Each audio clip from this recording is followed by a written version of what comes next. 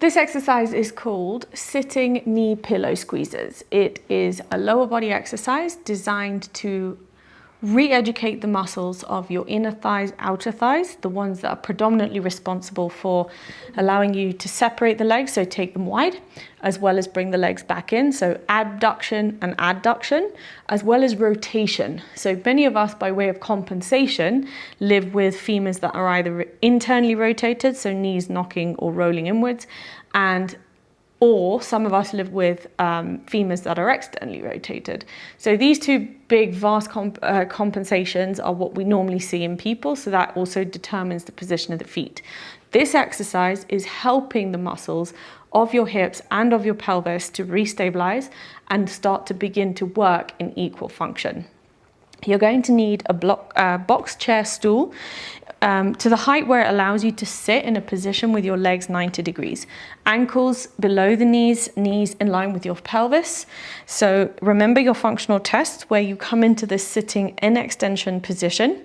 Then you've got a cushion, which you're going to place between your knees, not between the thighs, but between your knees. Gently compress the feet down into the ground, splay your toes. And then from here, with your abdominals disengaged, palms on your thighs, facing upwards, gaze is eye level, you are simply going to squeeze that cushion, pause for a moment, and release. And you're going to release the cushion almost until it feels like it's going to drop between the thighs. You squeeze, and you release. And what I like to encourage my clients to do is I'm going to encourage you to exhale to squeeze, inhale to release. Exhale to squeeze, inhale to release. Exhale to squeeze, inhale to release. And as you exhale, you are not contracting your pelvic floor or your abdominal muscles. The exhalation is really designed to help you reverse the mechanics of what will normally happen when you exhale, which is to contract your abdominals. Please don't do that. Instead, I want you to feel like your pelvic floor muscles are really relaxed and simply squeeze the cushion on its own or in isolation. The other thing that you want to really observe is that your feet don't roll inwards or outwards. Really keep the points under your big toes, pinky toes, and heels grounded all the time. And you're slightly rolling that pelvis forwards with your shoulders slightly clipped back. You squeeze and release. You squeeze and release. That is sitting knee pillow squeezes. This exercise is called static back abductor press. You're going to need a yoga strap, your chair, box or stool, as well as the floor, and for most of you, a cushion or a foam pad under your head. In a static back, you're lying down on your back, legs up 90 degrees. Adjust the foam pad so that it doesn't obstruct your neck. It is simply just under the flat part of the skull. And then for abductor press, you are bringing your strap around the sort of, I wouldn't say the midpoint of the thigh, but towards the sort of upper thigh and not quite towards your knees. And then what you're going to do is take your 90-degree setup with your legs for a moment. Relax your legs, relax your belly. Please ensure that the strap, your knees and your ankles are 90 degrees. Palms are out 45 degrees away from the body, fingers are wide, palms facing upwards. Gently pressing the sort of bed of your fingernails into the ground, but relaxing the tops of the shoulders so that we can, at every opportunity in a static back, help our shoulders reset themselves into a nice and neutral and open position. Now for static back abductor press, there's two ways to do this exercise. Majority of the time, I get people to do what we call isometric or a constant hold, in which case you are pulling the thighs outwards into the strap. So you are abducting, you're pulling your thighs outwards. As you do that, you are constantly holding the strap in a pull as you relax your feet, your lower legs, your thighs, your sacrum, your pelvis, your abdominals. And you are simply engaging and learning how to engage the side muscles of your thighs as well as the the saddle part of the glute for some people, and your hamstrings. Feet are not flexing, they're completely relaxed.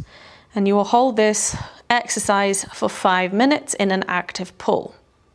The other way to do static abductor press will be a repetition-based exercise. And if you are instructed to do them on a repetition base, you will pull and you will release.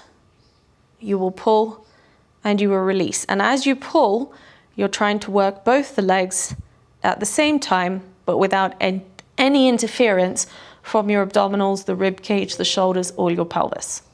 So that's static abductor press. This exercise is called static back reverse presses, and it's largely an upper body exercise because that's where you're going to feel most of the work, but actually it's a full body exercise, and I'll explain why. For reverse presses, the exercise that you're going to be doing with your arms is designed to bring your shoulder blades and the muscles around the shoulder blades into what we call retraction. And that's ultimately going to help you come out of a posture or shoulder position that's largely hunched forwards. It's going to remove compensations in your shoulders by pulling them back. And as we're doing that throughout this exercise, with your legs up on a chair, a box, or a stool, you're also releasing some of the compensatory muscles in and around your hips. So, for instance, hip flexors get really tight and grumpy, psoas muscle gets really tight and grumpy. And what that does is it also sort of puts your lower leg function, your pelvic function into a bit of a problem. So whilst we're reworking and specifically focusing on the shoulder blades in this exercise, we're also going to be doing a lot of other work for the lower body as well. This exercise is really good for people with shoulder issues, shoulder pain, tennis elbow, neck and jaw sort of issues, pelvic floor issues, hip issues, back issues, foot issues. So it is a sort of across the board exercise. But the one thing that you're going to need to look out for are when you're being asked to use your shoulder blades, where are you compensating? So I see a lot of people trying to sort of engage their abs when they do this, or they clench their jaw. For other people, they sort of like really hold on to tension in their thighs, in their legs. So there may be ways in which you're doing the exercise, but in a compensated manner. And throughout this exercise, you just want to pay attention to, can I really work the shoulder blades in isolation while the other muscles just get a chance to release and reset? So for static back, you're coming onto your back with your legs onto a chair, a plyo box like mine, or a stool. And essentially what you really want to make sure is that your legs are at a 90-degree position. And what I mean by that is you can see here my ankles are in line with my knees. My knees are right above my hips. So this position, I'm just going to caterpillar crawl away. This position that I'm lying in here is not 90 degrees because you can see that my knee is forwards of my hip line. So you want to basically have your thighs, the back of your thighs, just feather touching either your box, the legs of your chair, and in a position where you're really just able to relax the thighs, let go of the tension. They should feel like they're kind of dropping outwards, but they're not actually. So they're not going to drop out looking like this, but they're just feeling like they're held, particularly your calves are held just to the sort of top of your chair or your box or your stool, whatever you're using. And then you really want to relax your toes and your feet so there's no tension there. And then for reverse presses, you're also going to need a foam pad or a cushion underneath the back of your skull. And the reason I encourage the foam pad or the cushion is simply just to alleviate any sort of possibilities of people who have heavily rounded shoulders. Their back of the skull can't come down to the floor, and what happens is then they force their cervical spine into an extension like this, so it juts up to the ceiling. And what this will do is it'll make it very difficult for you to do any kind of shoulder work from a neutral position. So you're just bringing the foam pad or the cushion just to the back of your skull. So you're not obstructing the back of your neck. It's completely free. And what this will do is put your cervical spine and your head in a neutral position. It will then allow the rib cage to sit to the ground, and then we can now go into our reverse presses. For reverse presses, you want both your arms in what I call a sort of motorcycle or a motorbike position. So they're sort of 90 degrees either side of your armpits. You don't want the arms too high, but you also don't want the arms too low. Really find your elbow sits sort of center or in line with the middle of your armpit line. And then make a nice sort of fist with your hands, with your thumbs over the fingers. And I also don't want to see too much extension in the wrist, so try not to let your wrists fall backwards. And also conversely, not too much flexion in the wrist, which means don't let your wrists fall forwards. Really try and imagine you're holding a pole or a strap across the two hands so that both your fists are facing the front of your room. And then what you're going to do from here is really just kind of disengage any capabilities there might be for your neck, your jaw, or the back of your head to get involved in this exercise. Just swing it side to side a few times. Relax your abdominals, nice deep breath in, and then exhale. Bring your head to a neutral position. And then what you're going to do from here, you're going to push the sort of back of the arms into the floor as you squeeze your shoulder blades in towards each other. Remember, you're not using your neck, you're not using your abdominals, and what I also don't want to see is you sort of lifting your rib cage up off the ground. You really want to feel like you're just wearing a jacket and you're just trying to tighten the waistband at the back. Relax and squeeze. Relax and squeeze. Relax and squeeze. Relax and squeeze. Relax and squeeze. Relax and squeeze. And that is your static back with reverse presses. This exercise is called hook lying knee pillow hold. And hook lying means you're going to be lying on your back, knees bent, feet parallel, with your back on the floor. And for your knee pillow hold, all you're doing is you're going to need a cushion, and you're just simply trying to hold the cushion right between your knees. And what this exercise is designed to do in a really gentle, passive way is release any kind of dysfunctions in your hips, in your pelvis. So if you have like a wonky pelvis, back pain, you know, anything that you're compensating within your pelvic and your hip area, your sort of leg and your thigh area, that'll start to unfold. It will help you activate your feet and therefore help you recover from any foot-related dysfunctions and pain you're experiencing. And with you lying on your back with your arms 45 degrees, we're passively restoring rib cage and shoulder position as well. It's one of my favorite exercises, and I use it a lot, especially at the moment during pregnancy. But also if I've been on my feet, for instance, you know, walking a lot, playing a lot of padel, this exercise, even just for sort of 10 minutes, can really help me feel restored in my whole body.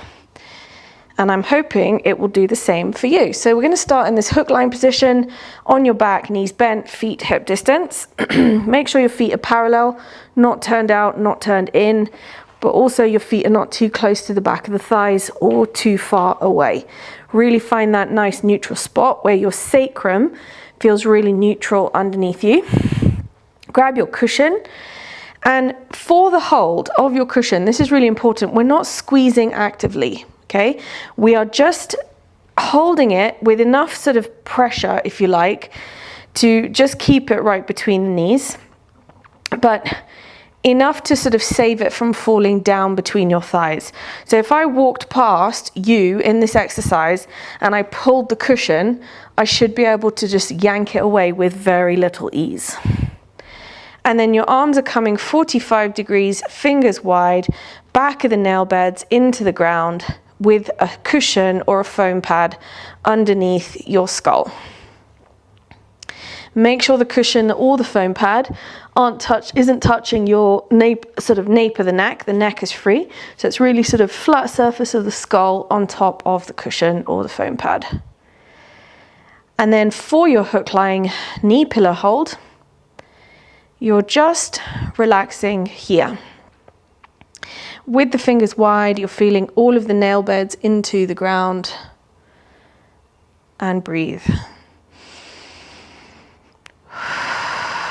Feeling each of the toes down into the ground, from the big toes, the pinky toes, and the center of the heels, with a gentle pressure of your feet to the ground. You're just trying to release any tension there may be between the knees and in the pillow squeeze. And what will happen in this exercise over a period of time, you may start to feel some quivering, some shaking, and this is very natural. It's also a very good reaction, which will tell you that muscles are starting to release. And once they start releasing, they're able to receive stimulus to be able to start being reconfigured. So don't try and stop any shakes. Just keep your whole body relaxed, your abdominals relaxed, and your shoulders relaxed. And just focus on your breathing here.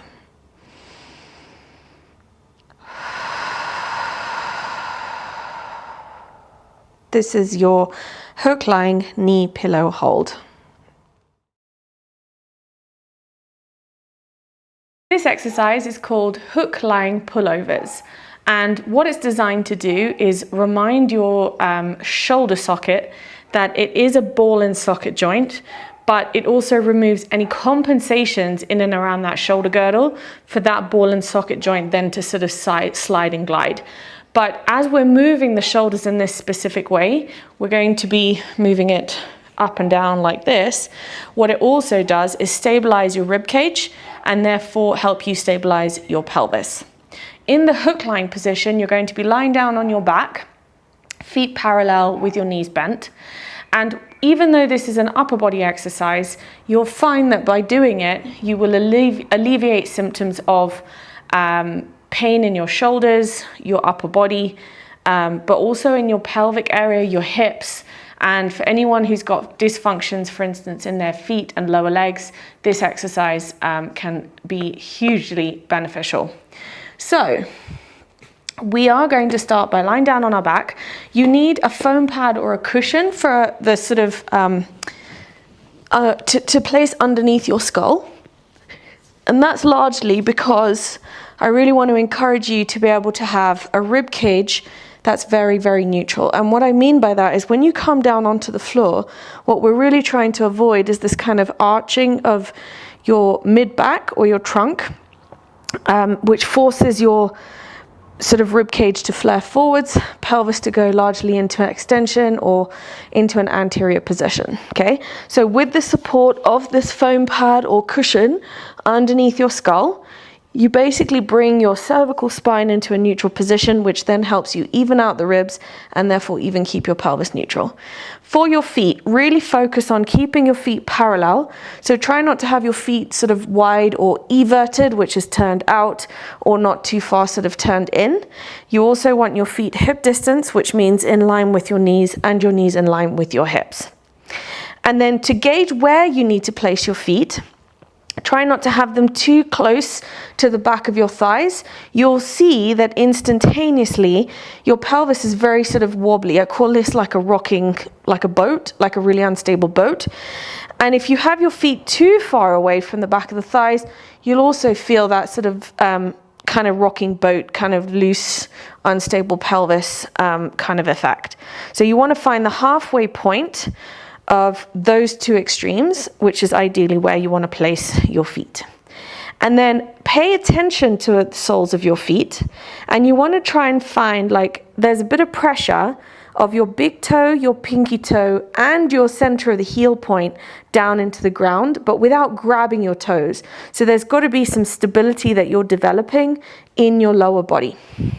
And that's one of the reasons I said, for anybody with foot dysfunction, even hips that are not quite doing what they're supposed to, if you've got hip problems in the hips or your lower back, this exercise is really good for you.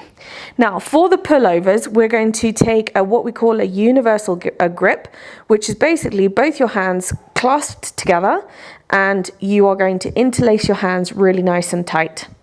For the pullovers, at any point, what you're trying to prevent is your hands from separating. So a lot of you will find that as you try and sort of engage a range of motion in your shoulders, you'll compensate by separating your hands like this. You're trying to avoid doing that. You're really trying to sort of feel like your hands are glued together. And then you're going to reach the arms up just above your chest to start with. And really feel like you're locking out your elbows. So if you start with your elbows loosey-goosey like this, that's the motion that's going to continue. And what we're really trying to do by encouraging you to engage your elbows is really sort of check in with the muscles in and around your shoulder girdle. And then for pullovers, we're keeping the rib cage completely neutral, pelvis is neutral, disengage your abdominals. And gently breathe in as you lower the hands towards your groin line. As you exhale, feel the palms reaching up towards the ceiling and back and over. Now, because you've got a cushion just underneath your skull, I really discourage you from trying to sort of force your hands to the floor like this, because what will happen is the top of your arms will catch the pillow or the foam pad, and you'll be forced to then dunk into the really sensitive parts of your rotator cuff and your shoulder girdle by bending your elbows. We're trying to keep a lot of resistance here in the elbows and in the arms, so I want you to just go as far as you can until the arms feather touch the cushion or the top of the foam pad, just in line with your ears. Remember, hands don't separate, your ribs are neutral, and your elbows don't bend. And then we inhale and we come back over. We exhale, we reach. Inhale over. Exhale to reach.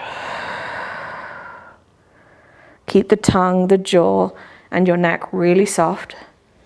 And this is what we're trying to prevent. Every time you reach your arms, try and prevent that from developing like a gap underneath your mid-spine. Keep it down on the floor to establish a neutral pelvis, a neutral spine, and therefore neutral shoulder blades.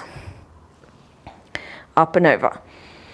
Focus on keeping those elbows really nice and locked out. And inhale. And that is your hook lying pullovers. Exercise is called static extension position. The setup of this exercise, as always, is really, really important, but the position of your knees will matter in allowing the body to come into extension. So think of a body that's really heavily flexed, something that happens over time when you sit a lot and you kind of, you're in a sort of hunched over position. This exercise is designed to reverse that and to release really tight psoas muscles and shoulders and a trunk that's stuck in flexion. So first you're going to start with your hands, not wider than your shoulders. And you're going to like splay the fingers so that your palms are wide, and you're going to keep turning your elbows with force forwards. And you're going to start this exercise in a quadruped position, which is on all fours. And you're going to need the tops of your feet into the ground. Now, for the whole of this exercise, please make sure that your shoulders stay over the line of the wrists, not too far forwards, not too far back. Otherwise, you will feel the compression in your wrists.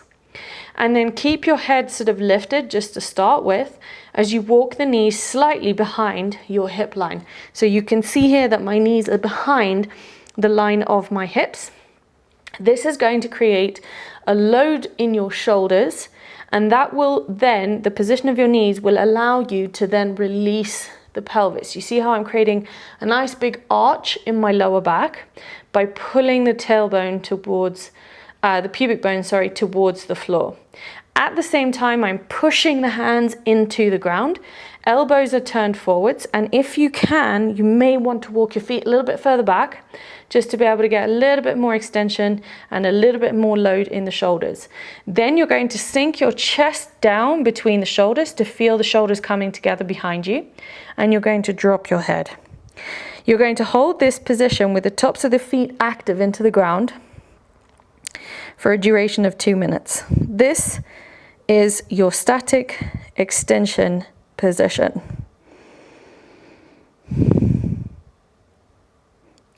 I can feel my left leg shaking. I can feel my left arm quivering. So lots happening here, and I'm completely relaxing my abdominals.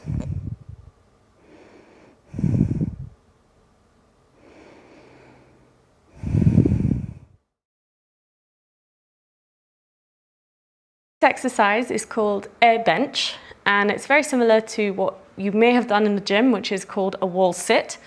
The major sort of things to look out for in an air bench is your setup. So you want to start with your feet hip distance, and also as you come into the air bench, so you're going to be up against a wall, shoulders, spine, and head to the wall. What you're not doing, just like a normal wall sit, is coming all the way down in line with the knees so you're not trying to sit your hips in line with your knees. What you're actually doing is making sure that your hips sit higher than the knees. And with equal force, you're finding the push of the big toe, pinky toe, heels down into the ground without grabbing the toes. You're then equally being able to use that force to push both sides of your sacrum, so right side and left side, equally into the wall. It could help you generate the strength in your glutes. So I certainly feel like my glutes kick in as well as my quads. And I'm letting go of my abdominals so that my pelvis can relearn how to work in a loaded position. And that then helps restabilize my spine, my shoulders, my neck, and my head. Then I'm placing my palms on top of the thighs with the palms facing upwards, slightly pulling the shoulders back. I'm not trying to lift or protrude the ribs off the wall. My jaw, my neck, my tongue are soft, without letting my knees cave in, maintaining a position where my ankles, my knees, my hips are in the same plane. I'm using the push of the feet to the ground to help me pin my whole body to the wall. And I'm holding this for 2 minutes in my air bench. You'd be surprised at how difficult this exercise is when you get it into the right position, but when you're trying to use both sides of your pelvis equally. If you find it hard to maintain 2 minutes, then break the exercise into 2 parts. Do 1 minute, 1 set, and then do the second minute to finish.